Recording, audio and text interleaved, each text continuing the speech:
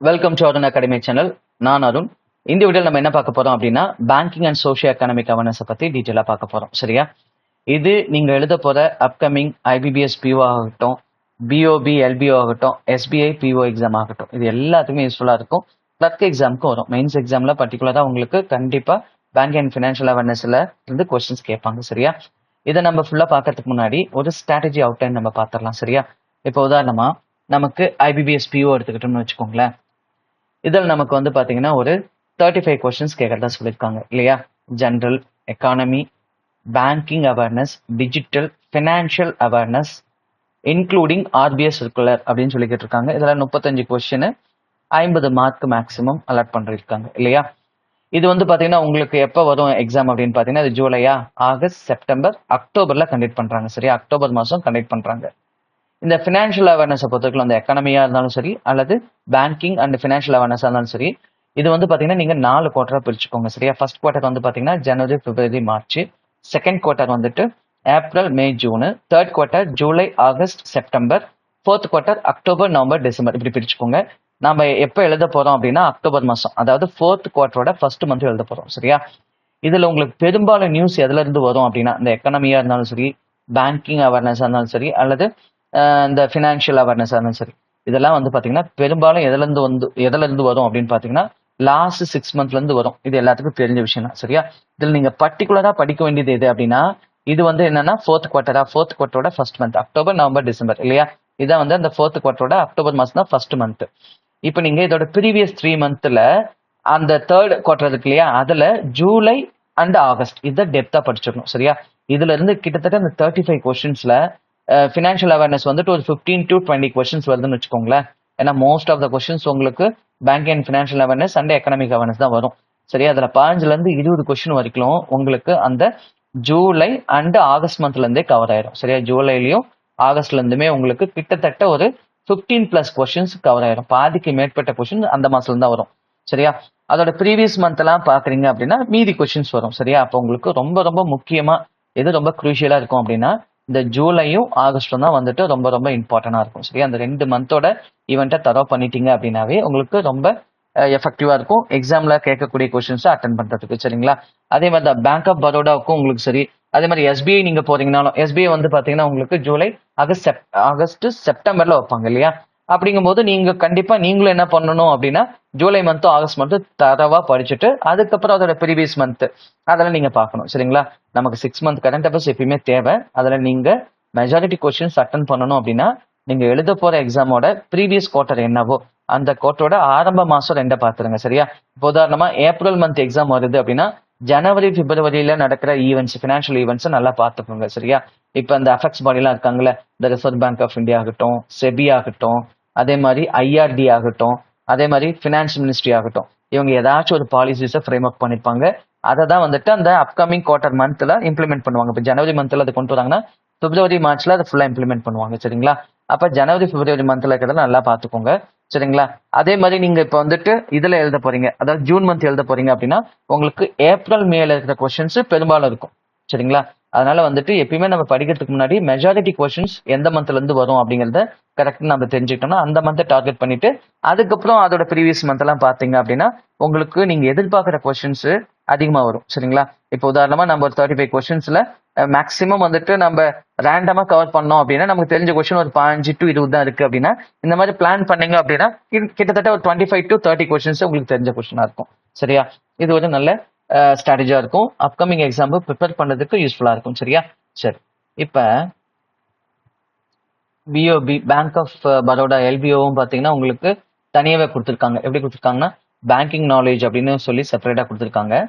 Banking knowledge and then வந்து பாத்தீங்கன்னா general economic awareness தனியா கொடுத்துருக்காங்க. சரியா? இதுல ஈச் 30 கொஸ்டின்ஸ் 2 கேட்டகரியா பிரிச்சு 30 கொஸ்டின்ஸ். இதுலயும் கிட்டத்தட்ட 60 கொஸ்டின்ஸ் கொடுத்துருக்காங்க. அதே மாதிரி தான் உங்களுக்கு எஸ்பிஐ பிஓக்கும். சரியா? எஸ்பிஐ பிஓல வந்து பாத்தீங்கன்னா உங்களுக்கு எல்லாமே சேர்த்து. சரியா? ஜென்ரல் அவேர்னஸ், எக்கானமி, சரிங்களா? General awareness, economy, banking knowledge இதுல வந்து பாத்தீங்கன்னா 60 கொஸ்டின்ஸ், 60 மார்க்ஸ். உங்களுக்கு வெயிட்டேஜ் பாத்தீங்கன்னா இதுல தான் அதிகம். இது 4 செக்ஷன்ல உங்களுக்கு வெயிட்டேஜ் வந்து பாத்தீங்கன்னா ஜென்ரல் அவேர்னஸ், எக்கானமி, பேங்கிங் நாலேஜில் தான் உங்களுக்கு வெயிட்டேஜ் அதிகமாக கொடுத்துருக்காங்க. சரியா? அப்ப நீங்க இந்த எக்ஸாம் வந்து உங்களுக்கு எப்ப நடக்கும்? ஜூலை, ஆகஸ்ட், செப்டம்பர்ல நடக்கும் இல்லையா? அப்ப நீங்க ஜூலை மந்த்தும் ஆகஸ்ட் மந்த்தும் நடக்கிற ஈவெண்ட்டை ஃபுல்லா கான்சென்ட்ரேஷன் பண்ணி படிச்சிடுங்க. அதுக்கப்புறம் அதோட ப்ரீவியஸ் மந்த் எல்லாம் பாத்துக்கோங்க. சரியா? உங்களுக்கு லாஸ்ட் 6 மந்த் எப்ப எக்ஸாம் நடக்க போதோ அதோட previous 6 month current affairs and banking and financial awareness எல்லாம் தரோ பண்ணிட்டீங்க அப்படின்னா மேஜர் கொஸ்டின் கவர் ஆயிடும். அதுலயும் பர்டிகுலரா நீங்க எந்த மந்த் எழுத போறீங்களோ அதோட ப்ரீவியஸ் குவார்டரோட அந்த மொதல் 2 மாசம் கரண்ட் ஈவெண்ட்ஸ் நல்லா பாத்துக்கோங்க. அதுல இருந்து மேஜர் கொஸ்டின்ஸ் வந்து உங்களுக்கு வந்துடும். அது குறிப்பா வந்து பாத்தீங்கன்னா இந்த பேங்கிங் அண்ட் ஃபினான்ஷியல் அவேர்னஸ் எல்லாம் வந்து பாத்தீங்கன்னா ஒவ்வொரு குவார்டரோட இந்த ஃபர்ஸ்ட் மந்த்ல தான் நிறைய பாலிசிஸ் இம்ப்ளிமெண்ட் பண்றாங்க.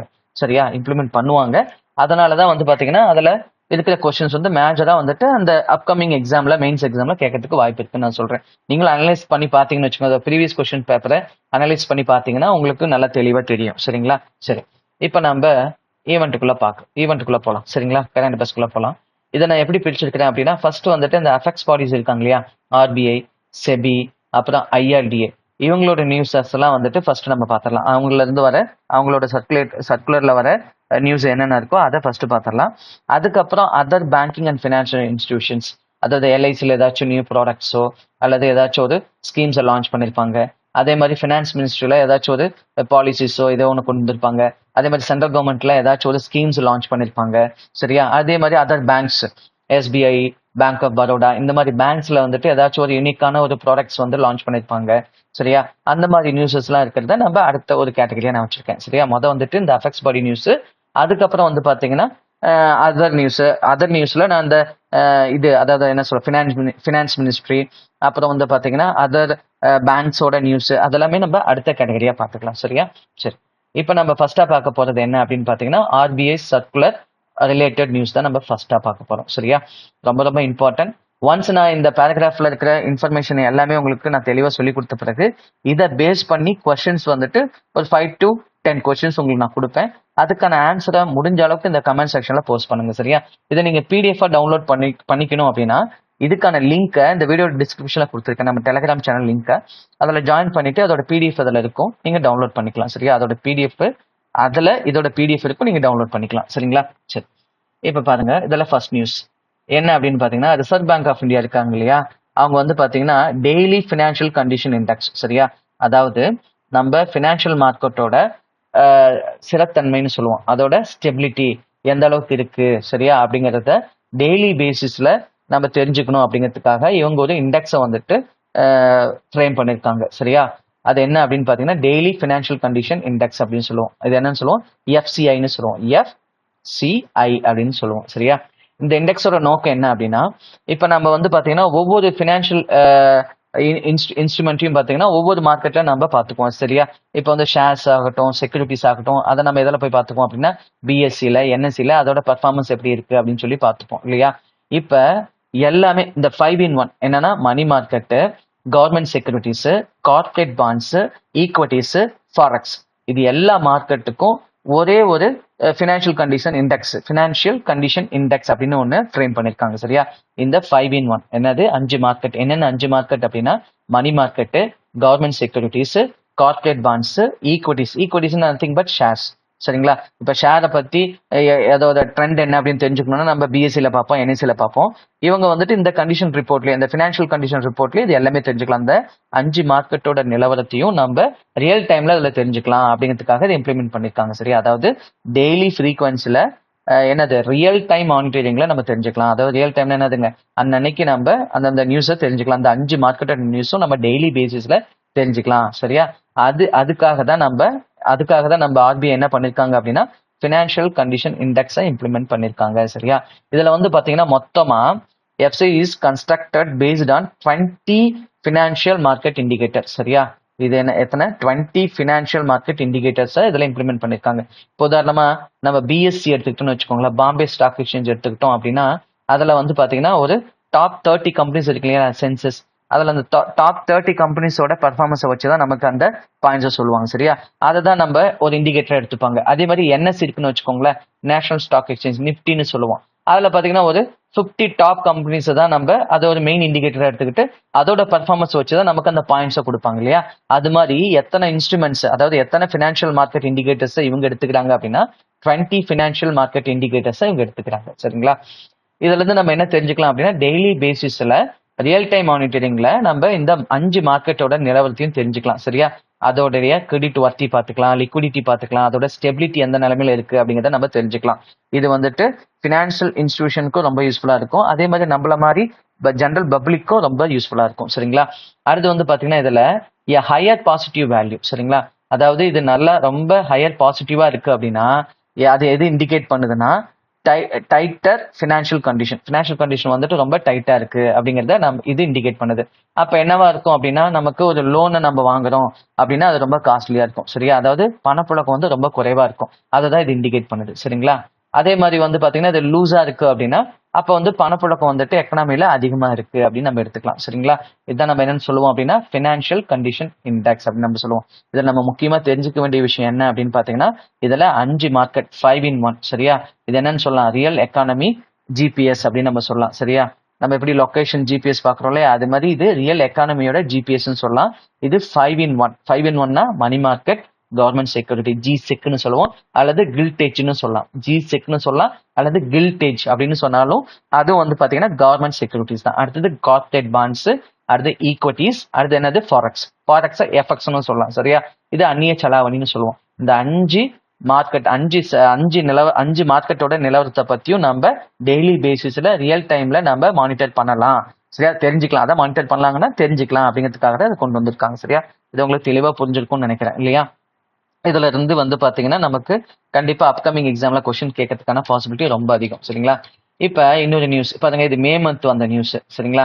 இது மே மந்த் வந்திருந்தாலும் இதுல சில அப்டேஷன் வந்துட்டு பாத்தீங்கன்னா இப்ப பண்ணிருக்காங்க, ஜூலை மந்த்ல பண்ணிருக்காங்க. சரியா?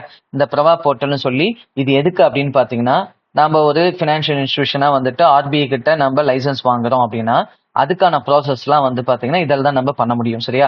நம்ம அப்ளிகேஷன் அப்ளை பண்றதா இருந்தாலும் சரி, அதை ஆர்பிஐ வேலிடேஷன் பண்றதா இருந்தாலும் சரி, அதுக்கு ஆத்தரைசேஷன் கொடுக்கறதா இருந்தாலும் சரி, எல்லாமே இப்ப ஆன்லைனா பண்ணிட்டாங்க. சரியா?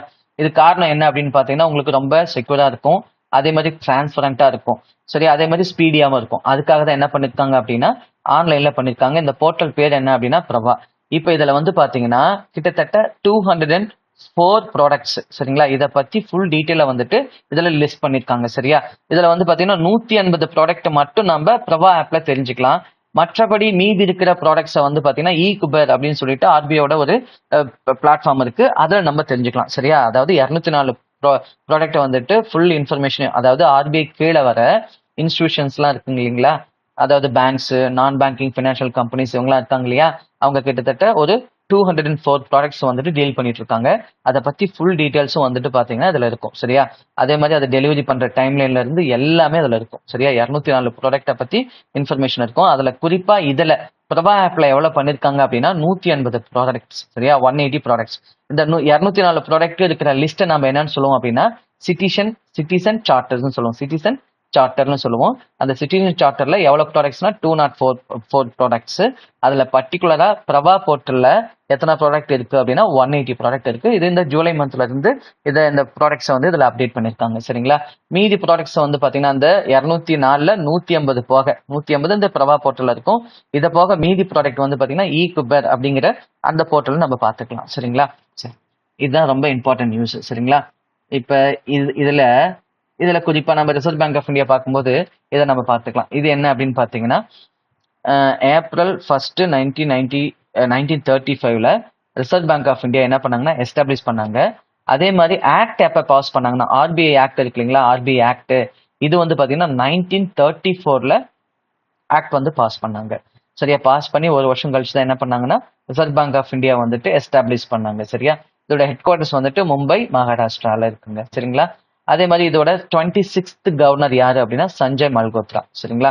ஃபர்ஸ்ட் கவர்னர் யாரு அப்படின்னா சர் ஓஸ்பன் ஸ்மித் தான் வந்துட்டு ஃபர்ஸ்ட் கவர்னர்.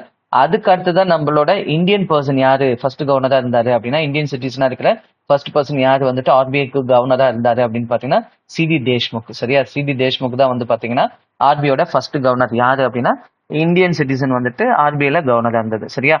முன்னாடி சர் ஓஸ்போன் ஸ்மித் வந்து பாத்தீங்கன்னா அவர் யாரு அப்படின்னா அவர் வந்து பிரிட்டிஷ் பீப்புள். அவர் வந்துட்டு என்னவா இருந்தாருன்னா கவர்னரா இருந்தாரு. அவர் தான் first governor of RBI. RBI தொடங்கினாங்க இல்லையா 1935ல, அப்ப அவர் தான் வந்துட்டு முதல் ஆளுநரா இருந்தாரு. சரிங்களா?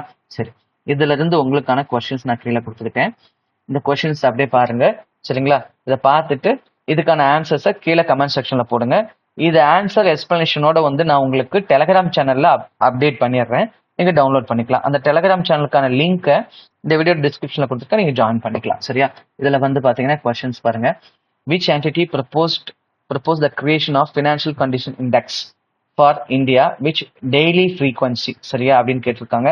இதெல்லாம் உங்களுக்கு தெரியும். இப்ப நான் சொல்லி கொடுத்ததே தான் இதெல்லாமே. இதுலயே உங்களுக்கு ஆன்சர்ஸ் எல்லாமே உங்களுக்கு நான் சொல்லி கொடுத்த எக்ஸ்பிளனேஷன்லயும் இருக்கும். நீங்க அதை ஒரு தாட்டி இன்னொரு தாட்டி பார்த்துட்டு இதுக்கான ஆன்சரை ட்ரை பண்ணுங்க. சரியா? ஏன்னா நீங்க நான் சொல்றேன் அப்படின்னா அந்த கொஸ்டின்ஸ் எப்படி ஃப்ரேம் பண்ணுவாங்கன்னு உங்களுக்கு ஒரு ஐடியா வரணும்ல, அதுக்காக தான் நான் அது கீழே கொஸ்டின்ஸா கொடுத்துருக்கேன். சரிங்களா? சரி, அடுத்தது ரொம்ப முக்கியமான ரெண்டாவது நியூஸ். சரியா? ரெண்டாவது நியூஸ் என்னன்னா ஃபினான்ஷியல் ஸ்டெபிலிட்டி ரிப்போர்ட்டுங்க. சரியா? Financial stability report. இது எதுக்கு அப்படின்னா வங்கிகள் இருக்காங்க இல்லையா, பேங்க்ஸ், அவங்களுடைய ஸ்டெபிலிட்டி எந்த அளவுக்கு இருக்கு, பேர்லயே இருக்கு பாருங்க, அவங்களோட நிலத்தன்மை அல்லது சிறத்தன்மைன்னு சொல்லுவோம். சரியா? அவங்களோட ஸ்டெபிலிட்டி எந்த லெவல்ல இருக்கு அப்படிங்கிறத தெரிஞ்சுக்கிறதுக்காக தான் இந்த ரிப்போர்ட், இந்த அறிக்கையை வெளியிட்டிருக்காங்க. சரியா? இதுல பாத்தீங்கன்னா 46 ஷெட்யூல்டு கமர்ஷியல் பேங்க்ஸை இதில் எடுத்திருக்காங்க. சரியா? இப்போ ஷெட்யூல் கமர்ஷியல் பேங்க்னா தெரியும் இல்லையா, ஆர்பிஐயோட செகண்ட் ஷெட்யூல்ல எந்தெந்த பேங்க்லாம் லைசன்ஸ் வாங்கி லிஸ்ட் ஆயிருக்காங்களோ அதைத்தான் நம்ம என்னன்னு சொல்லுவோம் அப்படின்னா ஷெட்யூல் கமர்ஷியல் பேங்க்னு சொல்லுவோம். சரியா? அது பிரைவேட் பேங்காகவும் இருக்கலாம், கவர்மெண்ட் பேங்காகவும் இருக்கலாம். அது எல்லாமே சேர்ந்து தான் நம்ம என்ன சொல்லுவோம், ஷெட்யூல் கமர்ஷியல் பேங்க்னு சொல்லுவோம். ஆர்பிஐயோட செகண்ட் லிஸ்ட்ல. சரியா? எந்தெந்த பேங்க்லாம் லிஸ்ட் ஆயிருக்கோ அந்த பேங்க்ல நம்ம என்னன்னு சொல்லுவோம் அப்படின்னா பட்டியலிடப்பட்ட வங்கிகள் அப்படின்னு நம்ம சொல்லுவோம். சரியா? அதை நம்ம எஸ்சிபிஎஸ் அப்படின்னு சொல்லுவோம், எஸ்சிபிஎஸ்ன்னு சொல்லுவோம், ஷெட்யூல் கமர்ஷியல் பேங்க்ஸ்ன்னு சொல்லுவோம். சரிங்களா? இந்த டெஸ்ட் வந்துட்டு 3 லெவல்ல பண்ணிருக்காங்க. ஒன்னு என்னன்னா பேஸ்லைன் சினாரியோ. சரியா? Baseline scenario. ரெண்டாவது வந்து பாத்தீங்கன்னா அட்வர்ஸ் சினாரியோ. அடுத்தது மூணாவது வந்து பாத்தீங்கன்னா அட்வர்ஸ் சினாரியோ 2.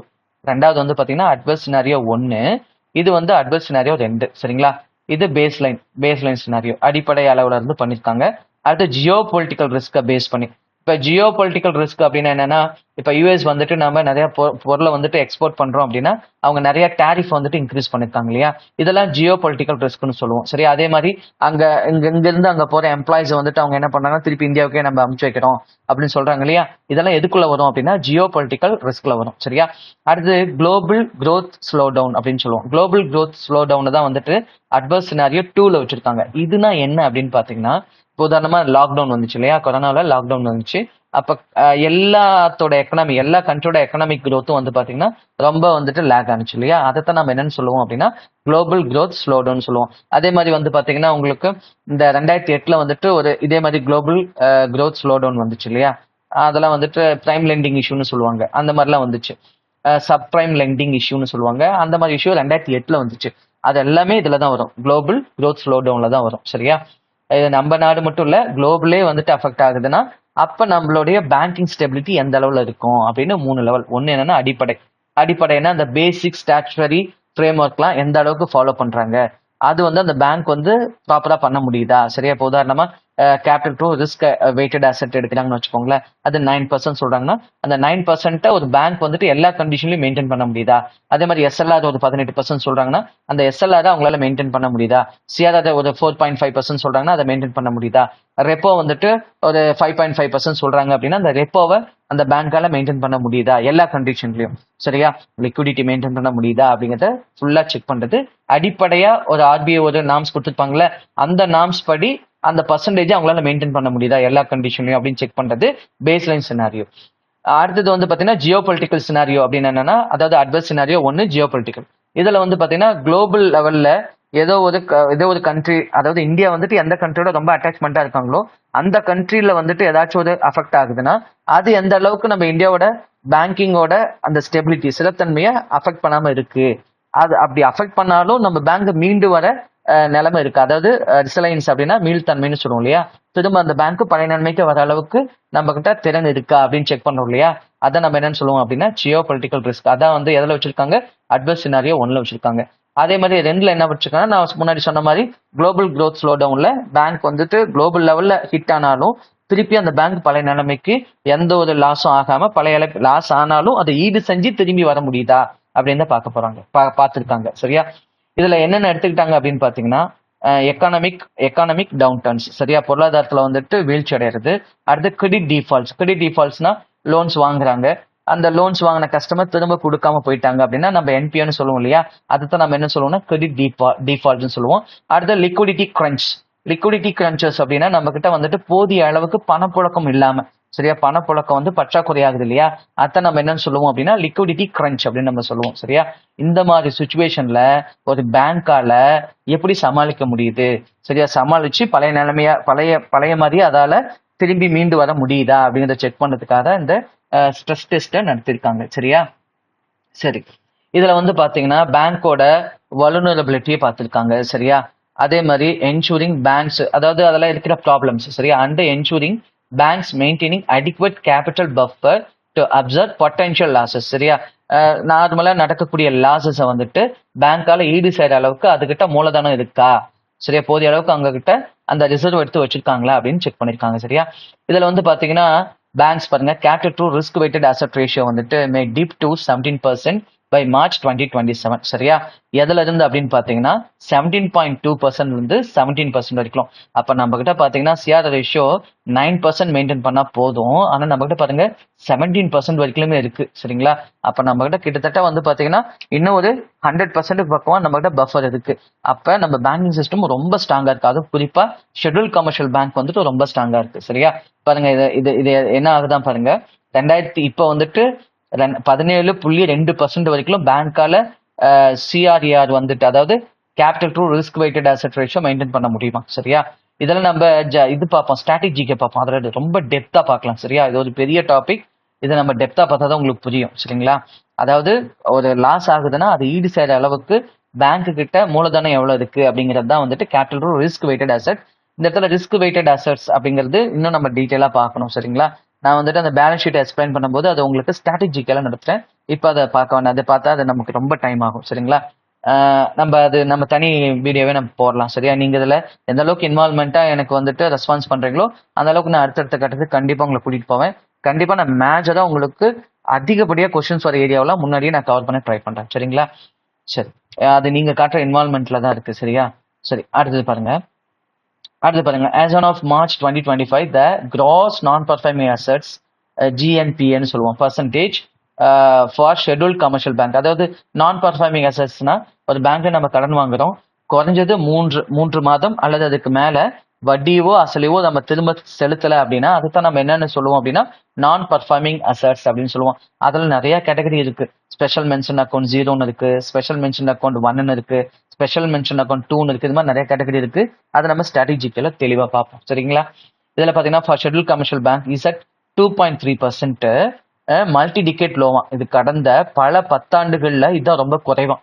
சரிங்களா, ஏன்னா எந்த அளவுக்கு வந்துட்டு ஒரு பேங்க்ல என்பிஏ கம்மி ஆகுதோ அந்த அளவுக்கு அவங்க கிட்ட நல்ல குவாலிட்டியான அசெட் இன்க்ரீஸ் ஆகுது அப்படின்னு அர்த்தம். குட் குவாலிட்டி அசெட்ஸ் வந்துட்டு இன்க்ரீஸ் ஆகுதுன்னு அர்த்தம். என்பிஏ குறைஞ்சா குட் குவாலிட்டி அசெட்ஸ் இன்க்ரீஸ் ஆகுது அப்படின்னு நீங்க தெரிஞ்சுக்கணும். சரியா, அடுத்தது நெட், இது வந்து கிராஸ் வந்து 2.3, நெட் என்பிஏ வந்து பாத்தீங்கன்னா 0.5. சரியா, கிராஸ் வந்து என்னது 2.3, நெட் என்னது 0.5% இருக்கான். கிராஸ் அப்படின்னா இப்போ உதாரணமா நம்ம கிட்ட ஒரு 3 பேர் கடன் வாங்கியிருக்காங்கன்னு வச்சுக்கோங்களேன். கிராஸ் என்பிஏன்னு என்னன்னா நம்ம கிட்ட உதாரணமா ஒரு 3 பேர் கடன் வாங்கியிருக்காங்க. சரியா, ஒருத்தர் வந்துட்டு ஒரு 10K வாங்கியிருக்காரு, இன்னொருத்தர் வந்துட்டு ஒரு 5K வாங்கியிருக்காரு, இன்னொருத்தர் வந்துட்டு ஒரு 20K வாங்கியிருக்காரு. இவங்க எல்லாமே ஃப்ரெண்ட்ஸ். சரிங்களா, ஃப்ரெண்ட்ஸ் நம்ம கேட்க முடியாது. ஆனா இதில் நமக்கு தெரியும் இவங்க 3 பேர்த்துல கண்டிப்பா இந்த 10,000 ரூபாய் கண்டிப்பா கொடுத்துருவாருன்னு தெரியும். சரிங்களா, இதுல இந்த 25,000 ரூபாய் வந்துட்டு வரலாம் வராமையும் போகலாம். அப்படி வரலாம் வராமையும் போகலாம் அப்படிங்கும் போது நம்ம அதை எதில் வச்சுப்போம் அப்படின்னா கிராஸ் நான் பர்ஃபார்மிங் அசெட்ஸ்ல வச்சுப்போம். வரதுக்கான வாய்ப்பு இருக்கிற சொத்து இதுல ஒரு 5,000 ரூபாய் வரலாம் வராமையும் போகலாம். ஆனா 20,000 ரூபாய் கண்டிப்பா வரதுக்கான வாய்ப்பு இருக்கு. சரியா, 2 பேர்த்துல இவரு ஷுவரா கொடுத்துருவாரு, இவங்க 2 பேர்த்துல டவுட் தான். இதுல ஒருத்தர் 5,000 ரூபாய் வந்து கொடுத்துட்டாரு. இது ஒரு 5,000 ரூபாய் கொடுக்காத வரைக்கும் இந்த 25,000 ரூபாய் நம்ம எதில் வச்சிருப்போம் அப்படின்னா கிராஸ் நான் பர்ஃபார்மிங் அசெட்ஸ்ல வச்சிருப்போம். இவர் இந்த 5,000 ரூபாய் கொடுத்துட்டாருன்னா கொடுக்கறதுக்கான ஒரு விஷயத்த நம்ம வந்து சொல்லிட்டாரு, இது மாதிரி நான் அடுத்த மாசத்துல கொடுத்துட்றேன். சரியா, இதுக்கான அசெட்ஸ்லாம் நான் சேல்ஸ் பண்ண போறேன், சேல் பண்ணி எனக்கு காசு வரும் அல்லது எனக்கு சேலரி வரும், நான் உனக்கு கொடுத்துட்றேன் அப்படின்னு சொல்றாரு. சரியா, அப்ப நம்ம என்ன எடுத்துக்கலாம்னா இதை நம்ம கழிச்சிடலாம். இது எப்படியா இருந்தாலும் ஃபியூச்சர்ல வரதுக்கு வாய்ப்பு இருக்கு. அப்ப நெட்டா நமக்கு வராது என்னன்னா 20,000 தான் வராது அப்படின்னு எடுத்துக்கலாம். சரியா, கிராஸ்னா என்னன்னு புரியுது, நெட் என்னன்னு புரியுதா. கிராஸ்னா இதுல நிறைய தொகை அவுட்ஸ்டாண்டிங்ல இருக்கிறது. நெட்டுனா அதுல ஒரு சில தொகை நமக்கு வரதுக்கான பாசிபிலிட்டி இருக்கு, அதுக்கான சாத்தியம் இருக்கு அப்படின்னு நம்ம யூகிச்சு வச்சிருப்போம் இல்லையா. அதை கழிச்சுட்டு மீதி இருக்கிறது தான் நம்ம நெட்டுன்னு சொல்லுவோம். இந்த நெட்டுங்கிறது என்னன்னா கண்டிப்பா வரவே வராது. சரியா? வரதுக்கான வாய்ப்பு ரொம்ப ரொம்ப குறைவு. சரியா? அதான் நம்ம நெட்டு என்பிஏ அப்படின்னு சொல்லுவோம். சரியா? அடுத்து பாருங்க, ரைட் ஆஃப். ரைட் ஆஃப் அப்படின்னா என்னன்னா தள்ளுபடி பண்றது. சரியா? அதாவது நம்ம லாபத்துல இருந்து ஒரு ப்ரொவிஷனை எடுத்து வச்சு நம்ம பேலன்ஸ் ஷீட்ல இருந்து அதை தூக்கணும் அப்படின்னா நம்ம என்ன பண்ணணும், நம்ம லாபத்துல இருந்து ஒரு ப்ரொவிஷனை அதுல காம்பன்சேட் பண்ணிட்டு அதை தள்ளுபடி பண்ணிடணும், அந்த லோனை தள்ளுபடி பண்றது. சரியா? Write off to GNPA ratio rose to 31.8% in financial year 2024 to 25 from 29.5% in 2023-2024. Right of பண்ணது வந்து பாத்தீங்கன்னா முன்னாடி 29.5% ரைட் ஆஃப் பண்ணாங்கன்னா இப்ப அது 31.8% க்ரோத் ஆயிருக்கு. இதுல பர்டிகுலரா இது எந்த பேங்க்ல வந்துட்டு இது இன்க்ரீஸ் ஆயிருக்கு அப்படின்னா private sector bank and foreign banks, இது 2 பேர் தான் அதிகப்படியா ரைட் ஆஃப் பண்ணிருக்காங்க. ரைட் ஆஃப்னா அந்த கடனை தள்ளுபடி பண்றது. சரியா? அதே மாதிரி பாருங்க, இந்த என்பிஏ வந்துட்டு நமக்கு ரொம்ப அதிகமா குறைஞ்சதுக்கு இன்னொரு காரணம் என்னன்னா கடந்த லாஸ்ட் 5 இயர்ஸா, கடந்த 5 ஆண்டுகளா நிறைய லோன் என்ன பண்ணிருக்காங்க அப்படின்னா ரைட் ஆஃப் பண்ணிருக்காங்க, தள்ளுபடி பண்ணிருக்காங்க. சரியா? இதுவும் ஒரு பெரிய காரணம். சரியா? இதை வந்து என்ன தெரிஞ்சுக்கணும் அப்படின்னா நம்மளுடைய இந்த ஷெட்யூல் கமர்ஷியல் பேங்க்ஸ்ங்கிறது வந்து பாத்தீங்கன்னா 46 பேங்கோட மேக்ரோ ஸ்ட்ரெஸ் டெஸ்ட் எடுத்துருக்காங்க. சரியா? அதாவது பெரிய அளவுல வந்து என்ன பண்ணிருக்காங்க, மைக்ரோல மேக்ரோ. சரியா? பெரிய அளவுல வந்துட்டு ஸ்ட்ரெஸ் டெஸ்ட் எடுத்திருக்காங்க. இதுல வந்து பாத்தீங்கன்னா 3 சினாரியோல எடுத்திருக்காங்க. ஒன்னு வந்து பாத்தீங்கன்னா பேஸ் லைன் சினாரியோ, இன்னொன்னு அட்வர்ஸ் சினாரியோ 1, அது வந்து ஜியோ பொலிட்டிக்கல் ரிஸ்க், இன்னொன்னு அட்வர்ஸ் சினாரியோ 2, இது குளோபல் growth ஸ்லோ டவுன். இதை வச்சு எடுத்திருக்காங்க. இது எதுக்காக இது என்னென்ன நிலையில வச்சு எடுத்தாங்க அப்படின்னு பாத்தீங்கன்னா எக்கானமிக் டவுன் ட்ரெண்ட்ல அந்த பேங்க் வந்துட்டு எப்படி ஸ்டெபிலிட்டியா இருக்கு, அப்புறம் கிரெடிட் டிஃபால்ட் ஆகும்போது எப்படி இருக்கு, அதே மாதிரி லிக்விடிட்டி கிரன்ச். சரியா? இந்த 3 லெவல்ல அந்த பேங்க் எப்படிலாம் வந்துட்டு அதோட ஸ்டெபிலிட்டியை மெயின்டைன் பண்ணுது அப்படிங்கிறதுக்காக செக் பண்ணிருக்காங்க. அடுத்த நம்ம பார்த்தது என்ன அப்படின்னு பாத்தீங்கன்னா இதுல சிஆர்ஆர் ரேஷியோ வந்துட்டு நார்மலா 9% மெயின்டைன் பண்ணோம், இப்ப 17% மெயின்டைன் பண்றதுக்கு வாய்ப்பு இருக்கு அப்படின்னு சொல்லியிருக்காங்க. இப்ப 2025ல இப்ப 17.2 இருக்கு. ஆனா 2027 வரைக்குமே இது 17% வரைக்கும் மெயின்டைன் பண்றதுக்கான சாத்தியம் இருக்குன்னு சொல்லியிருக்காங்க. அடுத்து நான் பர்ஃபார்மிங் அசெட்ஸ் வந்து பாத்தீங்கன்னா இதுல ஜிஎன்பிஏ வந்துட்டு 2.3% இருக்கு. அதே நெட் என்பிஏ வந்து பாத்தீங்கன்னா 0.5 இருக்கு. எதுக்கு அப்படின்னா ஷெட்யூல் கமர்ஷியல் பேங்க்கு. சரியா?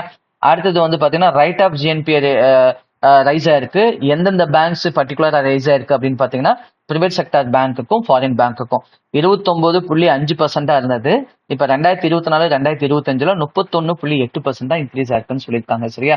அதே மாதிரி என்பிஏ இந்த அளவுக்கு குறைஞ்சதுக்கான காரணம் என்னன்னா கடந்த 5 ஆண்டுகளா லோனை தள்ளுபடி பண்ணதான் அப்படின்னு சொல்லியிருக்காங்க. சரியா? இப்ப இதை சார்ந்த கொஸ்டின்ஸை நான் கீழே கொடுத்துருக்கேன். சரிங்களா? கீழே பாத்தீங்கன்னா நான் டீட்டெயிலா இதுக்கு ரிலவெண்டான கொஸ்டின்ஸ் எல்லாம் கொடுத்துருக்கேன். இதை ஒரு கோ த்ரூ பண்ணுங்க. சரியா? பண்ணிட்டு ஆன்சர் பண்ணுங்க. முடிஞ்ச அளவுக்கு கமெண்ட் செக்ஷன்ல ஆன்சர் பண்ணுங்க. நெக்ஸ்ட் வீடியோவில் நம்ம கரெக்டாக பண்ணிருக்கோமா என்ன அப்படிங்கிறத செக் பண்ணிட்டு நம்ம அடுத்த செக்ஷன்ஸ்ல அடுத்த இதை நம்ம பார்க்கலாம். சரிங்களா? அடுத்த இம்பார்ட்டன்ட் இன்ஃபர்மேஷன் நம்ம பார்க்கலாம். சரி, அடுத்தது இப்போ இது வரைக்கும் நம்ம ஷெட்யூல் கமர்ஷியல் பேங்கை பார்த்தோம். அதே மாதிரி ஆர்பிஐ வந்து பாத்தீங்கன்னா நான் பேங்கிங் பினான்சியல் கம்பெனி சொல்லுவோம்ல, என்பிஎஃப்சிஸ், அதுலயும் வந்துட்டு இதே மாதிரி ஒரு ஸ்ட்ரெஸ் டெஸ்ட் எடுத்திருக்காங்க. இதுல வந்து பாத்தீங்கன்னா இதுல 5.8 வரைக்கும். சரிங்களா? அதாவது என்னது, நான் performing asset ratio good increase to 5.8% வரைக்கும் போகும் அண்டர் ஹை ரிஸ்க் சினாரியோ. சரியா? ஹை ரிஸ்க் சினாரியோல எவ்வளவு தூரம் போகும் அப்படின்னா 5.8% வரைக்கும் நான் பர்ஃபார்மிங் அசெட் போகும். எதுக்கு அப்படின்னா நான் பேங்கிங் பினான்சியல் கம்பெனிஸ்க்கு போகும். சரியா? அப்படின்னு சொல்லியிருக்காங்க. சரியா? இதுல பாருங்க எத்தனை பர்சன்ட்னா ரேஷியோ மே ரைஸ். எது அதாவது cross non performing assets ratio may rice to 5.8 from 2.9. கிட்டத்தட்ட டபுள் ஆகிறதுக்கு வாய்ப்பு இருக்கு அப்படின்னு சொல்றாங்க. என்னது அப்படின்னா நான் பர்ஃபார்மிங் அசெட்ஸ். அப்ப இவங்களோட அசெட் குவாலிட்டி கம்மியாகிறதுக்கான வாய்ப்பு இருக்கு. எந்த அளவுக்கு நான் பர்ஃபார்மிங் அசெட் இன்க்ரீஸ் ஆகுதோ அந்த அளவுக்கு அவங்களோட சொத்தோட மதிப்பு குறைஞ்சிக்கிட்டே போகும். சரியா? இது என்ன கேஸ்ல அப்படின்னா சிவியர் ஸ்ட்ரெஸ் சினாரியோல, அதாவது ஹை ரிஸ்க் சினாரியோல. சரிங்களா? அடுத்தது பாருங்க, RBS stress test are a risk management tool used by the Reserve Bank of India to assess the resilience, சரியா, of the Indian banking system to potential adverse economic conditions. சரியா? அதாவது ரொம்ப மோசமான பொருளாதார நிலையில எந்த அளவுக்கு பேங்க் வந்து மீள்தன்மையோட திரும்ப வரும் அப்படிங்கிறத தெரிஞ்சுக்கிறதுக்காக தான் இந்த டெஸ்ட்டை பண்றாங்க. அது ஒரு டூலா யூஸ் பண்ணிக்கிறாங்க. சரியா? அப்படின்னு சொல்றாங்க. அடுத்து பாருங்க, பேஸ்லைன் சினாரியோல எத்தனை பேங்க்ஸ் பாருங்க, நான் பேங்கிங் ஃபினான்ஷியல் கம்பெனிஸ் இருக்கு இல்லையா, இவங்க வந்து பார்த்தீங்கன்னா ஃப்ரம் 2.59% டு 3.3% ஆகிறதுக்கு வாய்ப்பு இருக்கான். சரிங்களா, அதாவது என்ன அப்படின்னு பார்த்தீங்கன்னா cross cross non performing assets வந்துட்டு 2.9%லேருந்து 3.3%. என்ன அதில் அப்படின்னா பார்த்தீங்கன்னா சாம்பிள் பேஸ்லைன் சினாரியோவில் சரியா, எத்தனை சாம்பிள் நான் பேங்கிங் ஃபினான்ஷியல் கம்பெனிஸில் எத்தனை பர்சன்ட் 2.9லேருந்து 3.3. அதில் எத்தனை பேங்க்ஸ் சாம்பிளாக எடுத்திருக்காங்க அப்படின்னு பார்த்தீங்கன்னா 158 பேங்க்ஸ் எடுத்திருக்காங்க. எத்தனை பேங்க்ஸ்? 158 நான் பேங்கிங் ஃபினான்ஷியல் கம்பெனிஸ் எடுத்திருக்காங்க. சரியா, இதில் டோட்டல் அட்வான்சஸா எவ்வளோ? அட்வான்சஸ்னா அவங்க கொடுக்குற லோன்ஸ் இருக்கு இல்லையா, வெளியில தொகையாக கொடுத்துருப்பாங்க இல்லையா, அதில் டோட்டல் அட்வான்சஸ்ல வந்து பார்த்தீங்கன்னா 26.94 லட்சம் கோடி. அந்த நான் பேங்கிங் ஃபினான்ஷியல் கம்பெனி கொடுத்த தொகை வந்து எவ்வளவு அப்படின்னு பார்த்தீங்கன்னா அட்வான்சஸா 26.94 லட்சம் கோடியை இதில் எடுத்துக்கிட்டாங்க. சரியா, இதுல வந்து பாத்தீங்கன்னா 95% ஆஃப் த டோட்டல் அட்வான்சஸ் எதில் வந்துட்டு அக்கௌண்ட்ல வருது அப்படின்னு பாத்தீங்கன்னா நான் கவர்மெண்ட் நான் பேங்கிங் ஃபினான்ஷியல் கம்பெனி. சரியா, இது என்னன்னு புரியுதா உங்களுக்கு? இதுல 158 நான் பேங்கிங் ஃபினான்ஷியல் கம்பெனிஸை இந்த ஸ்ட்ரெஸ் டெஸ்ட்டுக்கு எடுத்துக்கிட்டாங்க. இதுல குறிப்பா வந்து பாத்தீங்கன்னா எவ்வளவு தொகையை அதில் வந்துட்டு எடுத்திருக்காங்க அப்படின்னு பாத்தீங்கன்னா அந்த 158 கம்பெனில இருந்து எவ்வளவு தொகையை வந்து எடுத்து இந்த ஸ்ட்ரெஸ் டெஸ்ட்டுக்கு வச்சிருக்காங்க அப்படின்னு பாத்தீங்கன்னா அவங்க கொடுத்த மொத்த அட்வான்சஸ்ல 26.9 லட்சம் கோடியை அந்த ஸ்ட்ரெஸ் டெஸ்ட்டுக்கு எடுத்திருக்காங்க. அதுல கிட்டத்தட்ட 95% எதோட அட்வான்சஸ் அப்படின்னு அந்த தொகை இந்த 26.9 லட்சம் இருக்கு இல்லையா, அது எதோட தொகை அப்படின்னா நான் கவர்மெண்ட் நான் பேங்கிங் ஃபினான்ஷியல் கம்பெனி. சரியா, இப்ப உதாரணமா வந்துட்டு பாத்தீங்கன்னா இந்த இது சொல்லுவோம்ல, இந்த ஸ்ரீராம் சிட்ஸ் இதெல்லாம் வந்து பாத்தீங்கன்னா நான் கவர்மெண்ட் நான் பேங்கிங் ஃபினான்ஷியல் கம்பெனி தான் சொல்லுவோம் இல்லையா.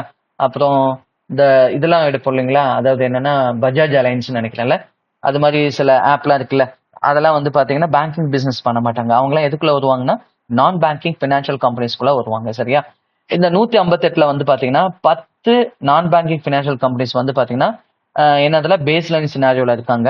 இவங்க பாத்தீங்கன்னா கிட்டத்தட்ட ஒரு 50% வரைக்கும் போறதுக்கு வாய்ப்பு இருக்கு. சரியா, அந்த 50% வரைக்கும் அந்த அதாவது ரெகுலேட்டரி மினிமம் கேபிட்டல் ரெக்வயர்மெண்ட் வந்து 50% வரைக்கும் இருக்கும். இது எந்த அளவுக்கு இந்த பர்சன்டேஜ் இன்க்ரீஸ் ஆகுதோ அந்த அளவுக்கு அவங்களோட கேப்பபிலிட்டி, அதாவது அவங்களோட அசெட் குவாலிட்டி ஸ்டாண்டர்டா இருக்கு, அவங்க கிட்ட கேபிட்டல் ரெக்வயர்மெண்ட் சர்ப்ளஸா இருக்கு அப்படின்னு அர்த்தம். சரியா, இந்த பர்சன்டேஜ் கம்மியாக அவங்களோட அசெட் குவாலிட்டி கம்மியாயிட்டே வருது, அதே மாதிரி அவங்க கிட்ட அந்த கேபிட்டல் ரிசர்வ் பஃபர் வந்துட்டு குறைஞ்சிட்டே வருது அப்படின்னு அர்த்தம். சரியா, அதே ஹை ரிஸ்க் சினாரியோல வந்துட்டு 15 நான் பேங்கிங் ஃபினான்ஷியல் கம்பெனிஸ் எடுத்துக்கிட்டாங்க. இவங்க வந்துட்டு இந்த 15% கூட மெயின்டைன் பண்ண முடியாத அளவுக்கு போறாங்களாம். சரியா, பாருங்க, fail to meet the minimum regulatory capital requirement எத்தனை பர்சன்ட்னா 5%. சரிங்களா, அப்ப நான் பேங்கிங் ஃபினான்ஷியல் கம்பெனி அந்த ஷெட்யூல் கமர்ஷியல் பேங்க்குக்கு அளவுக்கு சிலத்தன்மையோட இருக்க மாட்டாங்க, ஸ்டெபிலிட்டியோட இருக்கிறதுக்கு வாய்ப்பு இல்லை அப்படின்னு சொல்ல வராங்க. சரிங்களா, இப்ப இதை பேஸ் பண்ணி நான் கீழே கொஸ்டின்ஸ் கொடுத்துருக்கேன். சரிங்களா, இது புரியலன்னா இன்னொரு முறை கேளுங்க, கண்டிப்பா புரியும். அப்படியும் எதுவும் சில பாயிண்ட் புரியலன்னா எனக்கு இந்த வீடியோட கமெண்ட் செக்ஷன்ல போஸ்ட் பண்ணுங்க, நம்ம நெக்ஸ்ட் கிளாஸ்ல அதை பார்க்கலாம். சரிங்களா, இதுல உங்களுக்கு கொஸ்டின்ஸ் கொடுத்துருக்கேன் 17, 18, 19 அதை பேஸ் பண்ண கொஸ்டின்ஸ் தான். சரியா, அடுத்து பாருங்க, இப்ப இது ஒரு கன்க்ளூஷன், அந்த ஸ்டெபிலிட்டி ரிப்போர்ட் இருக்கு இல்லையா, அதை வச்சு ஒரு கன்க்ளூஷன். இப்ப இதுல இருந்து நம்ம என்ன தெரிஞ்சுக்கலாம் அப்படின்னா டிஸ்பைட் ஆஃப் குளோபல் அன்சர்டனிட்டிஸ். சரியா, குளோபல்ல நிறைய நிலையற்ற விஷயங்கள் நடந்தாலும் இந்தியாவோட பினான்சியல் சிஸ்டம் இருக்கு இல்லைங்களா, அது வந்து பாத்தீங்கன்னா ரிசலைண்டாவும் இருக்கும், வெல் கேபிட்டலைஸ்டா இருக்கு அப்படிங்கறத இதை கன்க்ளூட் பண்ணிருக்காங்க. சரியா, ரிசலைண்ட்னா திரும்ப அது பழைய நிலைக்கு வரத்துக்கு வாய்ப்பு இருக்கு, மீள்தன்மையோட இருக்கும் அப்படிங்கிறது. அடுத்து வெல் கேபிட்டலைஸ்னா மூலதனம் வந்துட்டு அதிகமா இருக்கு, சரியா, நல்ல மூலதனத்தோட இருக்கு அப்படின்னு சொல்லிதான் நமக்கு எது சொல்லுது அப்படின்னா FSR, அதாவது பினான்சியல் ஸ்டெபிலிட்டி ரிப்போர்ட் சொல்லுது. அதே மாதிரி ஷெட்யூல் கமர்ஷியல் பேங்க் வந்து பாத்தீங்கன்னா அசெட் குவாலிட்டி இம்ப்ரூவ் ஆகிட்டே வருது. எப்பெல்லாம் NPA கம்மி ஆகுதோ அப்பெல்லாம் ஒரு இந்தாண்ட பக்கம் என்ன ஆகும் அப்படின்னா அசெட் குவாலிட்டி இன்க்ரீஸ் ஆகும். சரியா, ரெண்டுமே வந்துட்டு இன்வெஸ்ட் ப்ரொபோர்ஷன் தான், இது குறைஞ்சா அது அதிகமாகும். சரியா, with gross non performing asset GNPA near multi decade low. சரியா, GNPA வந்து அதாவது கிராஸ் நான் பர்ஃபார்மிங் அசெட் சொல்றோம் இல்லையா, அது வந்துட்டு கடந்த பல 10 ஆண்டுகள்ல கம்மியாகிட்டே போகுதுன்னு சொல்றாங்க.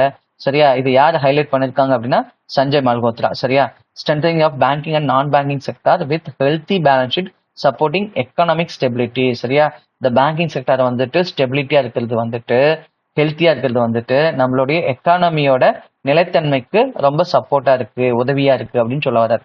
சரியா, அடுத்து பாருங்க, scheduled commercial bank gross NPA ratio may rise slightly 2.3 already பார்த்தோம் இல்லையா, 2.5% under baseline by March 2027 போக வாய்ப்பு இருக்குன்னு சொல்லி பார்த்தோம் இல்லையா.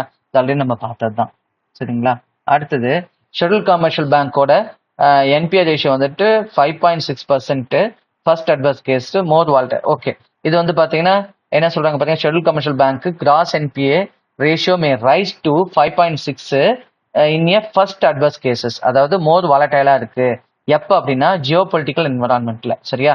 அடுத்து மினிமம் ரெகுலேட்டரி சிஆர்இஆர் என்ன அப்படின்னு பார்த்தீங்கன்னா 9%. சரியா? நாம தான் 17% மெயின்டைன் பண்ற அளவுக்கு கேப்பபிலிட்டி இருக்குன்னு பார்த்தோம்ல. சரியா? ஆனா ஸ்டாச்சுட்டரி ரிக்வயர்மெண்ட் என்ன அப்படின்னா 9%. சரியா? கட்டாயமா நம்ம மெயின்டைன் பண்ண வேண்டியது 9%. ஆனா நம்ம கிட்ட ஷெட்யூல் கமர்ஷியல் பேங்க்ல அப் டு 17%க்கு மேலேயே இருக்கு அப்படின்னு சொல்லி பார்த்தோம். அடுத்தது the regulatory minimum common equity ratio என்ன அப்படின்னு பார்த்தீங்கன்னா 5.5%. சரியா? Common equity tier 1. சரிங்களா? இதெல்லாம் நம்ம பின்னாடி பார்த்துக்கலாம். பேலன்ஸ் ஷீட் பார்க்கும்போது கண்டிப்பா நம்ம இந்த கேபிட்டல்லாம் பார்ப்போம். டயர் 1 என்னது, டயர் 2 கேபிட்டல் என்னது அப்படிங்கிறத நம்ம டீட்டெயிலாக பார்ப்போம். இப்போதைக்கு இதை மட்டும் தெரிஞ்சு வச்சுக்கோங்க. சரியா? இப்போ இதை பேஸ் பண்ண கொஸ்டின்ஸை நான் கீழே கொடுத்துருக்கேன். 23, 24, 25 இருந்து அப்படியே பொறுமையா பாருங்க. சரிங்களா? பிடிஎஃப் டவுன்லோட் பண்ணிக்கோங்க. அப்பதான் உங்களால பொறுமையா பார்த்து ஆன்சர் பண்ண முடியும். சரிங்களா? அடுத்தது நம்ம அடுத்த நியூஸ் பார்க்கலாம். அடுத்த நியூஸ் பாருங்க. Reserve Bank of India estimated ₹2.86 lakh crore market borrowing by states or UT, union டெரிட்டரிஸ்ன்னு சொல்லுவோம் இல்லையா, இன் ஜூலை டு செப்டம்பர் குவார்டர்ஸ். சரியா? அதாவது வந்து பாத்தீங்கன்னா மார்க்கெட் borrowing அப்படின்னா என்னன்னா, அந்த பத்திரங்கள்லாம் வெளியிட்டு அந்த ஸ்டேட் கவர்மெண்ட் வந்துட்டு அவங்களுடைய லைபிலிட்டிஸ், அவங்களுக்குன்னு சில பொறுப்புகள்லாம் இருக்கு இல்லையா, ஆப்ளிகேஷன்ஸ், அதை ஃபுல்ஃபில் பண்றதுக்கு பணம் பற்றாக்குறையா இருக்கு அப்படின்னா இந்த மார்க்கெட் borrowing பண்ணுவாங்க. சரிங்களா? அதாவது பொதுமக்கள் கிட்ட பாண்ட் இஷ்யூ பண்ணி பணத்தை திரட்டுவாங்க. அதுதான் நம்ம என்னன்னு சொல்லுவோம் அப்படின்னா மார்க்கெட் borrowingனு சொல்லுவோம். சரியா? இப்ப இதுல என்ன பண்றாங்க அப்படின்னா அரௌண்ட் வந்து பாத்தீங்கன்னா 2.86 lakhs வந்து பண்ண போறாங்களாம். சரியா? எந்த குவார்டர்ல அப்படின்னு பாத்தீங்கன்னா ஜூலை டு செப்டம்பர் குவார்டர்ல 2025 பண்ண போறாங்களாம். இது வந்து யார் ரிப்போர்ட் பண்ணிருக்காங்க அப்படின்னா ஆர்பிஐ வந்துட்டு இதை வந்து நிர்ணயம் செஞ்சிருக்காங்க, ஃபிக்ஸ் பண்ணிருக்காங்க. இந்த தொகை வாங்குறதுக்கு வாய்ப்பு இருக்கு அப்படின்ற இவங்க ப்ரெடிக்ட் பண்ணிருக்காங்க. சரியா? இதுல வந்து பாத்தீங்கன்னா டேட்டா செக்யூரிட்டிஸ் விடுவாங்க. இதோட டியூரேஷன் வந்து பாத்தீங்கன்னா மினிமம் 3 வருஷம், மேக்ஸிமம் 5 years. சரியா? கவர்மெண்ட் டேட்டா செக்யூரிட்டிஸ் வந்துட்டு லான்ச் பண்ணுவாங்க. அதோட டியூரேஷன் மினிமம் 3 yearsல இருந்து மேக்ஸிமம் 50 years வரைக்கும் இருக்கலாம். அதெல்லாம் நம்ம பார்த்துருப்போம். ஸ்டேட் டெவலப்மெண்ட் பாண்ட்ஸ்லாம் கேள்விப்பட்டிருப்போம் இல்லையா? 10 வருஷம் பாண்டு, 5 வருஷம் பாண்ட்லாம் கேள்விப்பட்டிருப்போம். இதெல்லாம் அந்த கண்ட்ரியோட இன்ஃப்ராஸ்ட்ரக்சர் இருக்கு இல்லையா, அதாவது கட்டுமான தொழில்கள்லாம் இருக்குல்ல, ரோட்வே போடுறது, பிரிட்ஜஸ் போடுறது, அப்புறமே வந்துட்டு பாத்தீங்கன்னா எலக்ட்ரிசிட்டி ஃபெசிலிட்டி ப்ரொவைட் பண்றது, இது எல்லாமே வந்துட்டு பணத்தை திரட்டணும் அப்படின்னா கண்டிப்பா அந்த மாதிரி டேட்டா செக்யூரிட்டி மூலமா பண்ண முடியும். ஏன்னா இதெல்லாம் லாங் டேர்ம் கோல்ஸ் இல்லையா, டக்குன்னு எல்லாம் முடியாது. அப்ப வந்துட்டு கடன் வாங்குறவங்களும் வந்துட்டு நம்ம ஒரு 5 வருஷம் 10 வருஷம் கழிச்சு தான் கொடுப்பேன் அப்படின்னு சொல்லி வாங்கணும். அப்ப கண்டிப்பா அந்த மாதிரி டேட்டா செக்யூரிட்டியில இஷ்யூ பண்ணி கடன் வாங்கினா தான் இந்த லாங் டேர்ம் கோல்ஸை அச்சீவ் பண்ண முடியும். சரியா?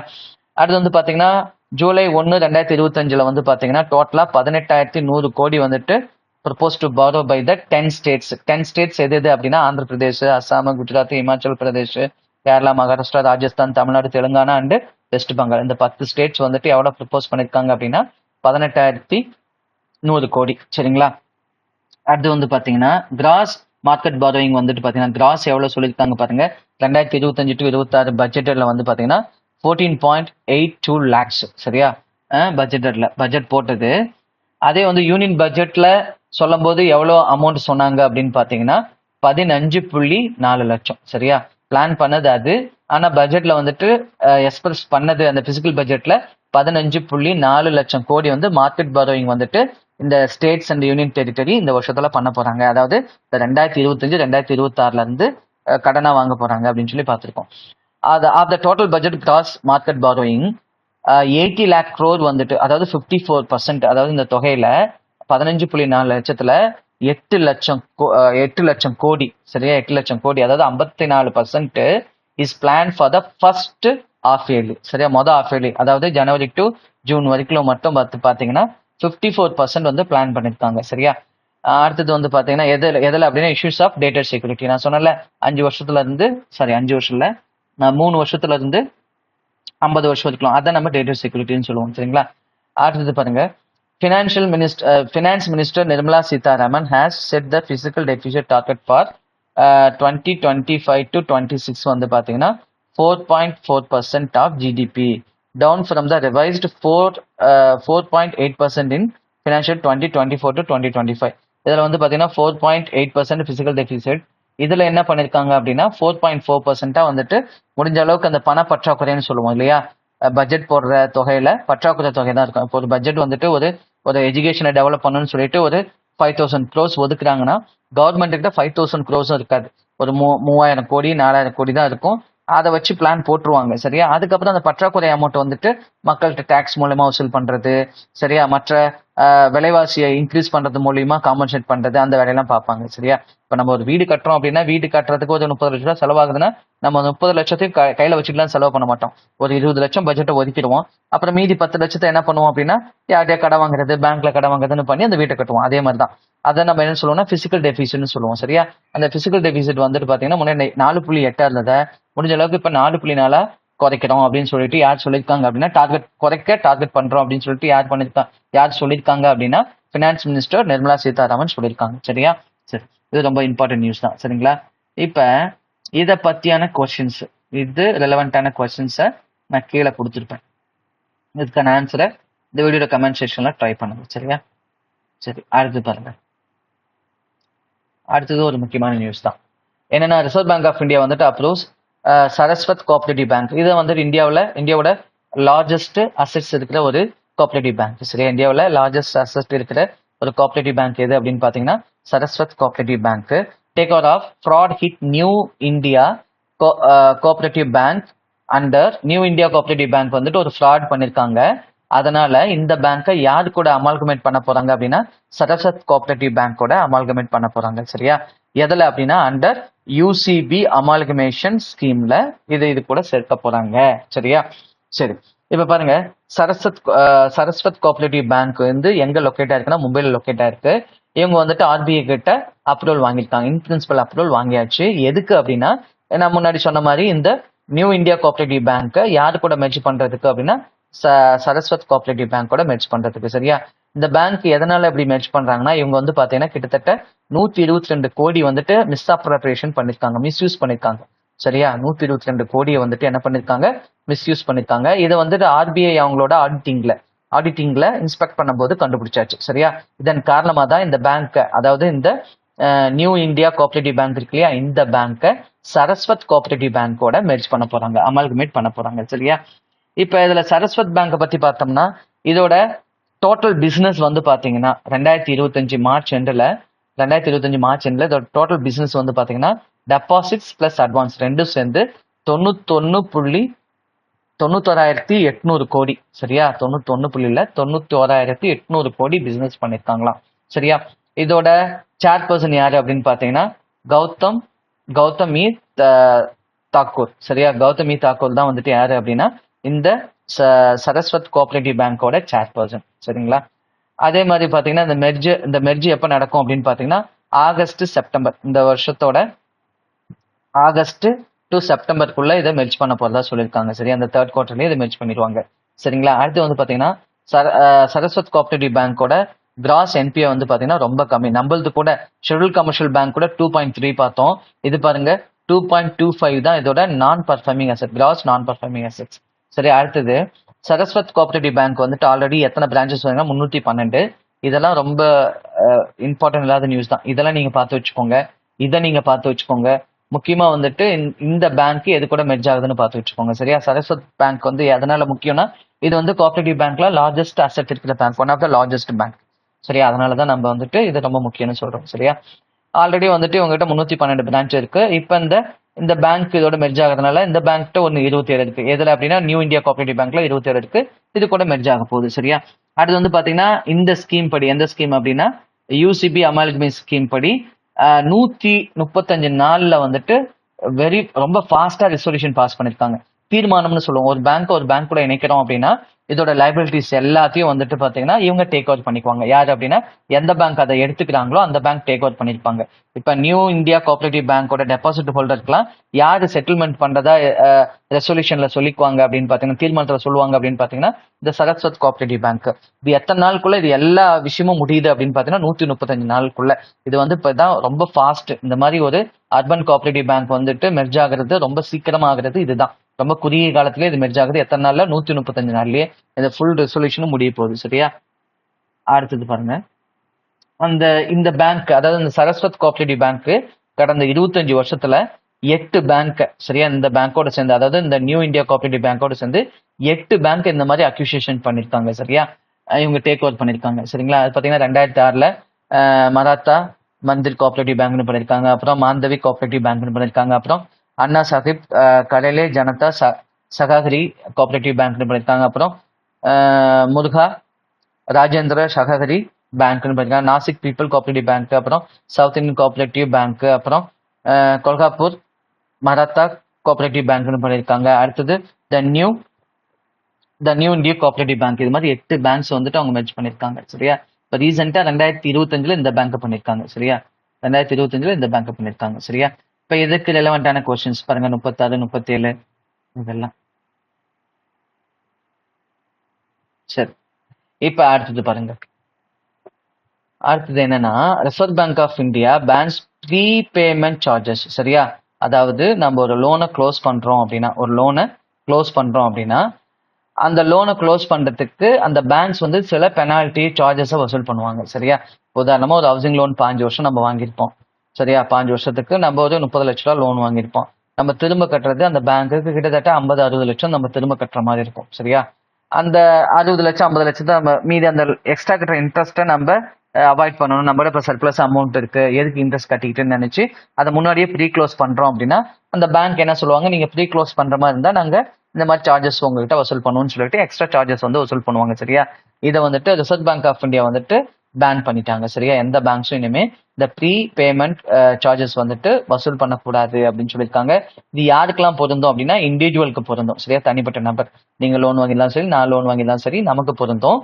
அதே மாதிரி micro and small scale enterprises இருக்கு இல்லைங்களா, இந்த குறுந்தொழில்னு சொல்லுவாங்க, குறுந்தொழில் சிறுந்தொழில்லாம் சொல்லுவாங்கல்ல, அவங்களாம் சின்ன சின்ன தொழிலாம் பண்ணிட்டு இருப்பாங்க இல்லையா, அவங்களுக்கு இது பொருந்தும். சரியா, இந்த மாதிரியான என்டர்பிரைசஸ்க்கு பொருந்தும். சரிங்களா, இதுல என்ன சொல்லியிருக்காங்க பாருங்க, no prepayment charges shall be levied on floating rate. அதான் ஃப்ளோட்டிங் ரேட் தான் ரொம்ப முக்கியம். சரியா, ஃப்ளோட்டிங் ரேட்லாம் வந்து பாத்தீங்கன்னா நம்ம ரெப்போ ரேட்டு அந்த பேஸ் ரேட்டோட வந்துட்டு அட்டாச் ஆயிருக்கும். சரியா, பேஸ் ரேட்டோ ரெப்போ ரேட்டோ குறைஞ்சா அந்த ரேட்டும் குறையும், base rate repo rate increase ஆச்சுன்னா இந்த ரேட்டும் இன்க்ரீஸ் ஆகும். சரியா, granted to the individual and micro and small enterprises. சரியா, அதாவது இந்த ஃபிளாட்டிங் ரேட்ல வாங்கினவங்களுக்கு மட்டும்தான் இந்த சார்ஜஸ் வந்து எக்ஸாம்ஷன். சரிங்களா, இது எப்பல இருந்து இம்ப்ளிமெண்ட் பண்ண போறாங்கன்னா ஜனவரி 1, 2026. சரியா, ஜனவரி 1, 2026ல இருந்து தான் இது. சரியா, யாரெல்லாம் this direction apply to all terms loans and demand all term loan and demand loan sanctioned or renewed on or after January 1, 2026. சரியா,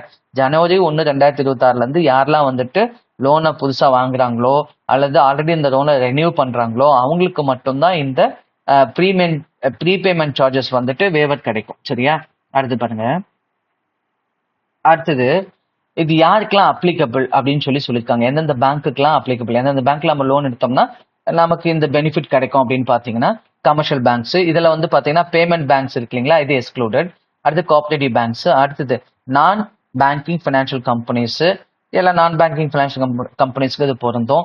அடுத்து ஆல் இண்டியா ஃபினான்ஷியல் இன்ஸ்டிடியூஷன்ஸ், இதுலயும் நமக்கு பொருந்தும். இப்போ சிக்பிலாம் நம்ம கேள்விப்பட்டிருப்போம், நேஷனல் ஹவுசிங் பேங்க் கேள்விப்பட்டிருப்போம். அடுத்தது வந்து பாத்தீங்கன்னா ஸ்மால் வேற என்ன இது மாதிரி இருக்குன்னா எக்ஸிம் பேங்க்ஸ், இதெல்லாமே வந்து பாத்தீங்கன்னா ஆல் இண்டியா ஃபினான்ஷியல் இன்ஸ்டிடியூஷன்ஸ்ல வரும். சரியா, இதுவும் வந்துட்டு இதுல பொருந்தும் அப்படின்னு சொல்றாங்க. அடுத்து பாருங்க, இது எதுலாம் பொருந்தாது அப்படின்னு பாத்தீங்கன்னா பாருங்க, SFBs, small finance banks, RRBs, Tier 3 urban cooperative banks, deposits between 1,000 crores to 10,000 crores, state cooperative banks, central cooperative banks, and non-banking financial company middle layer. No prepayment charges can be levied on loan up to என்ன அப்படின்னு பார்த்தீங்கன்னா 50 lakhs வரைக்கும். சரியா, 50 lakhs வரைக்கும் no prepayment charges. சரிங்களா, can be levied. The prepayment charges waiver apply irrespective of the source of the fund used for repayment, whether partial or full, and no lock-in period is required. சரியா, prepayment charges வந்து நீங்க ஃபுல்லா லோனை நீங்க அடைக்கிறீங்கனாலும் சரி அல்லது பார்ஷியலா அடைக்கிறீங்கனாலும் சரி. சரியா, இது யாருக்கு பொருந்தாதுன்னா இந்த பேங்க்ஸ் எல்லாம் பொருந்தாது. எது வரைக்கும்னா அப் டு 50 lakhs வரைக்கும்.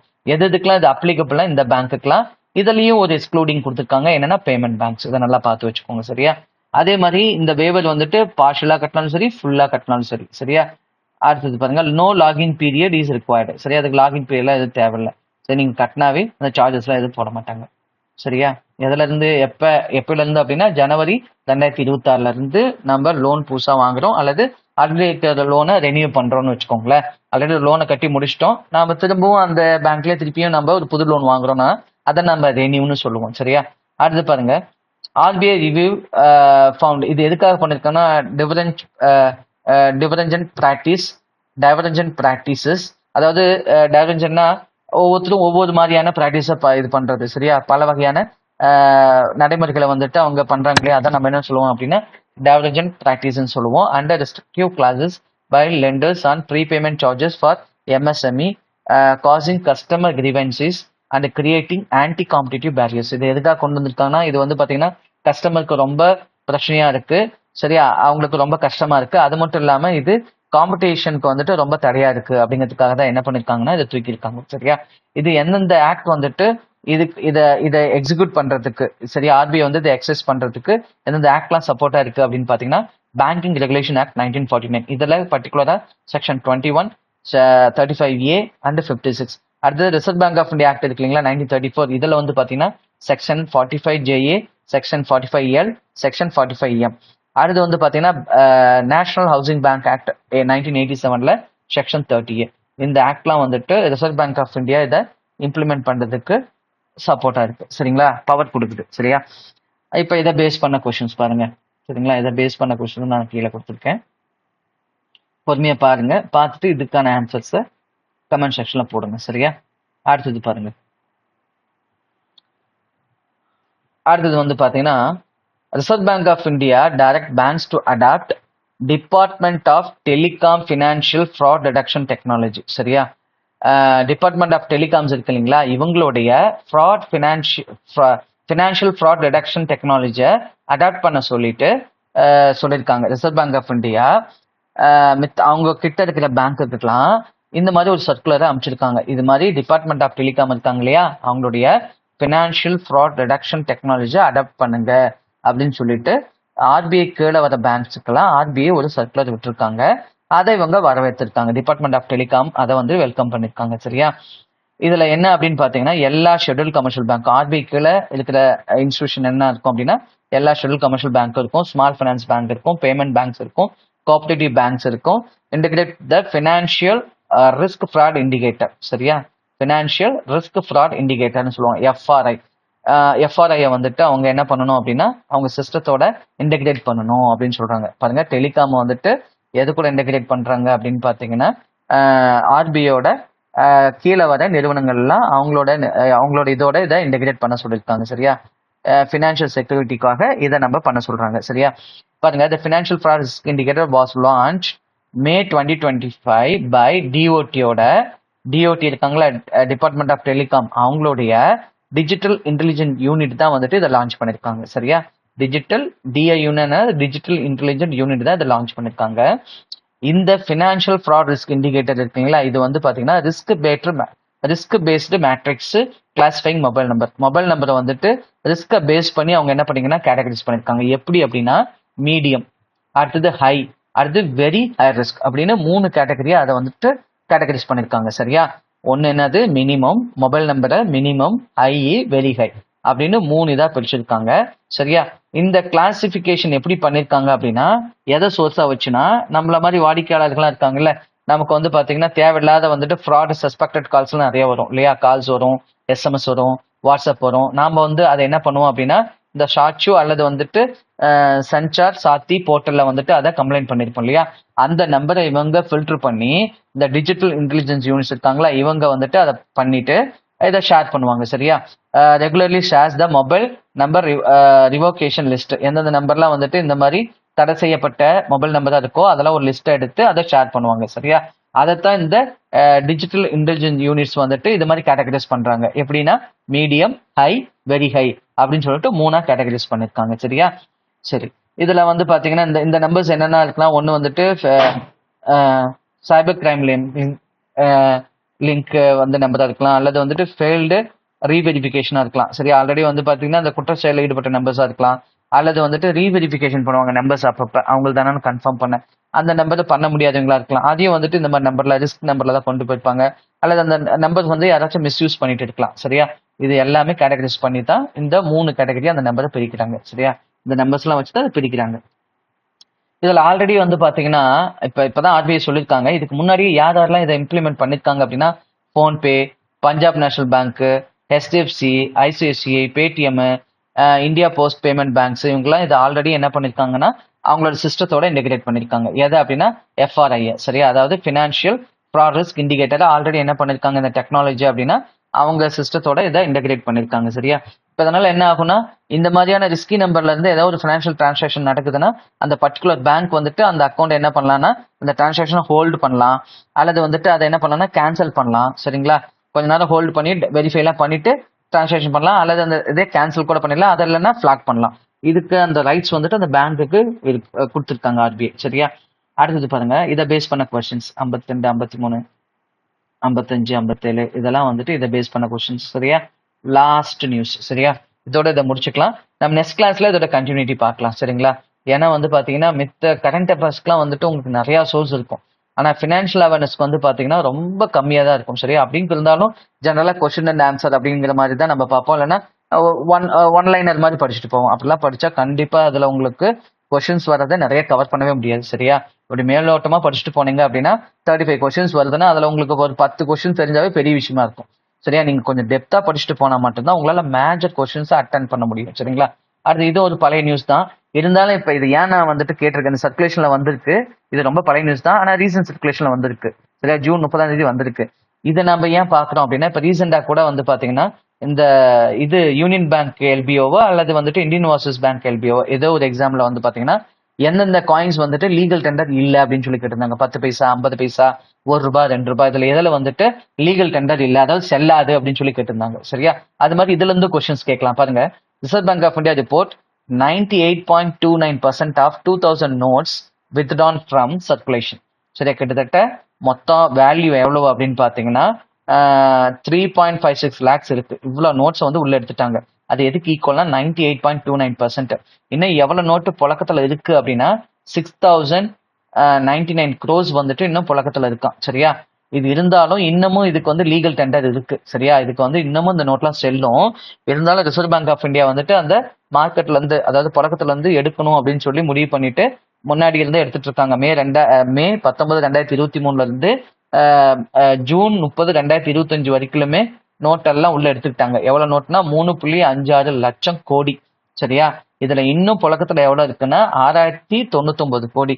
இப்ப நமக்கு இது லீகல் டெண்டரா இல்லையா, அந்த நோட்டு செல்லுமா செல்லாதா அப்படின்னா இன்னமும் இந்த நோட் என்னங்கன்னா செல்லும், லீகல் டெண்டர் இருக்கு. சரியா, சரி, இப்ப இதை பேஸ் பண்ண கொஸ்டின்ஸ் நான் கொடுத்துருக்கேன். மொத்தமா உங்களுக்கு ஒரு 62 கொஸ்டின்ஸ் கொடுத்துருக்கேன். சரியா, இந்த கொஸ்டின்ஸ்க்கு எல்லாமே ஆன்சரை முடிஞ்ச அளவுக்கு இந்த கமெண்ட் செக்ஷன்ல போஸ்ட் பண்ணுங்க. சரியா, இதுக்கான PDF நான் முன்னாடி சொன்ன மாதிரி இந்த டெலிகிராம் சேனல் லிங்க் நான் அதில் கொடுத்துருக்கேன், அதில் நீங்க டவுன்லோட் பண்ணிக்கலாம். சரியா, இது கண்டிப்பா உங்களுக்கு ரொம்ப யூஸ்ஃபுல்லா இருந்திருக்கும்னு நினைக்கிறேன். சரியா, உங்க ஃபர்தர் ஃபீட்பேக்கை கமெண்ட் செக்ஷன்ல போடுங்க. ஏதாவது இம்ப்ரூவ்மெண்ட் பண்ணணும்னாலும் கமெண்ட் செக்ஷன்ல சொல்லுங்க. முடிஞ்ச அளவுக்கு நீங்க இந்த ஃபினான்ஷியல் அவேர்னஸை இம்ப்ரூவ் பண்றதுக்கு இந்த வீடியோ யூஸ் பண்ணிக்கோங்க. சரிங்களா, நம்ம அடுத்தது செபி பத்தி பார்க்கலாம். சரியா, IRDO பத்தி பார்க்கலாம். மித்தம் நிறைய நியூஸ் இருக்கு. சரிங்களா, இதே கிட்டத்தட்ட ஒரு 1 hour பக்கமா வந்துருச்சு. சரிங்களா, நம்ம நெக்ஸ்ட் கிளாஸ்ல இதே மாதிரி டெப்தா நம்ம பண்ணலாம். நீங்க முடிஞ்ச அளவுக்கு உங்களோட எஃபர்ட் அதிகமா போடுங்க. நான் ஒரு 1 hour எஃபர்ட் போடுறேன் அப்படின்னா உங்களுக்காக, நீங்க உங்க லைஃப்காக குறைஞ்சது ஒரு 3 hours ஆச்சு போடணும். அப்பதான் இதெல்லாம் உங்களால ஃபுல்லா அப்டேட் பண்ணிக்க முடியும். திரும்ப திரும்ப படிக்கணும். சரியா, இப்ப இந்த டெஸ்ட் எழுதி பாக்குறீங்கன்னா திருப்பியும் ஒரு வாரம் கழிச்சு திருப்பி ரீகால் பண்ணுங்க, அந்த கொஸ்டின்ஸ்க்குலாம் ஆன்சர் பண்ண முடியுதா அப்படின்னு பாருங்க. வாரம் இதை அப்படியே கண்டினியூ பண்ணிக்கிட்டே இருங்க. சரியா, அந்த ஒரு வாரம் பண்றதெல்லாம் ஒரு சண்டே நாள்ல உட்காந்து திருப்பியும் ஒரு தாட்டி ரீகால் பண்ணி பாருங்க. சரியா, டெய்லி அட்லீஸ்ட் இதுக்காக நீங்க ஒரு 2 hours to 3 hours ஒதுக்குனா மட்டும்தான் மெயின்ஸ்ல அந்த 35 கொஸ்டின்ஸ்ல ஒரு 30+ கொஸ்டின்ஸ் உங்களுக்கு தெரிஞ்சதாவே இருக்கும். சரிங்களா, அது ரெகுலர் எஃபர்ட் போட்டதான். கடைசியா அந்த ஃபிலிம்ஸ் முடிச்சுட்டு ரிசல்ட் வந்துட்டு ஒரு 10 to 15 நாள் கொடுப்பாங்க. அப்ப நம்ம இதை பண்ணிக்கலாம்னு பிளான் பண்ணீங்கன்னா கண்டிப்பா அப்ஜெக்டிவ் டைப் மாதிரி, அதாவது ஒன்லைனர் மாதிரி படிச்சுட்டு போவீங்க. மேஜர் கொஸ்டின்ஸ் வந்துட்டு நீங்க எதிர்பார்க்குற கொஸ்டின்ஸ் வராது. அப்படியும் வந்தாலும் உங்களுக்கு கான்ஃபிடென்ட்டா இதான் ஆன்சர்னு சொல்ல முடியாது. சரியா, இது ஃப்ரீக்வெண்டா நீங்க நம்ம ஆப்டிடியூடுக்கு போற எஃபர்ட் மாதிரி, ரீசனிங் போற எஃபர்ட் மாதிரி இதுக்கும் போடணும். ஏன்னா இதுதான் வந்துட்டு உங்களை மெயின்ஸ்ல ஈஸியா உங்களை ஜாப் வந்துட்டு ஈஸியா வாங்கி கொடுத்துரும். சரியா, ஓகேங்க, நம்ம நெக்ஸ்ட் வீடியோல பார்க்கலாம். இது வரைக்கும் நான் சொல்லிக் கொடுத்த உங்களுக்கு ரொம்ப யூஸ்ஃபுல்லா இருந்துச்சுன்னா லைக் பண்ணுங்க. இப்பதான் நம்ம அருண் அகாடமி சேனலை ஃபர்ஸ்ட் டைமா பாக்குறீங்கன்னா மறக்காம நம்ம சேனலை சப்ஸ்கிரைப் பண்ணுங்க. தேங்க்யூ ஃபார் வாட்சிங் அருண் அகாடமி சேனல்.